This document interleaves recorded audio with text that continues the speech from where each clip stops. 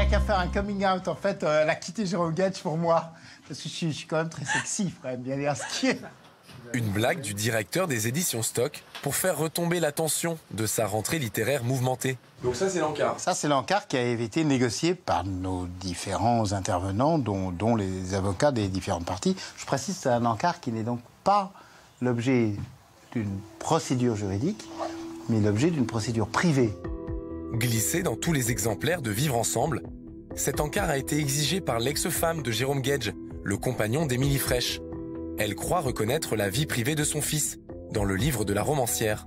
Moi, je l'ai accepté dans un souci d'apaisement parce que Madame Séverine Servat de Rugy voulait attaquer en justice l'homme avec lequel je vis et l'enfant dont je m'occupe une semaine sur deux. Et donc, pour lui éviter un conflit de loyauté judiciarisé, j'ai accepté cet encart dans lequel je conteste toute atteinte à la vie privée.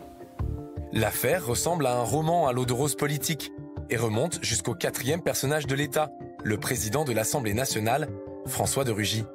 S'il est aujourd'hui marié à Séverine Servat de Rugy, en 2006, elle a eu un fils avec Jérôme Gage, l'ancien député du Parti socialiste. Lui est aujourd'hui en couple avec Émilie Frêche, la romancière en question.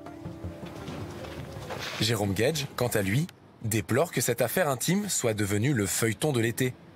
Les 4 protagonistes sont connus. Un ancien député, le président de l'Assemblée nationale, une romancière et la femme du président de l'Assemblée nationale. Donc bien sûr qu'au cœur de l'été, ça va partir et voilà. Moi, je ne peux pas supporter d'être réhabillé en père indigne qui ferait peser une menace sur son fils. Et je suis obligé d'expliquer le contexte pour que les gens comprennent que c'est pas aussi manichéen que ce qu'on veut nous présenter avec la mère courage qui veut protéger son fils et un père indigne et une marâtre de belle-mère qui le menace et qui utilise un livre pour régler des comptes. C'est du grand n'importe quoi. Dans cette tempête médiatique qui agite la rentrée littéraire, Émilie Frêche assume son œuvre. Son livre est un roman. Moi, je me suis inspirée d'une famille recomposée parce que c'est mon modèle, mais c'est tout. C'est vraiment un tout petit point de départ.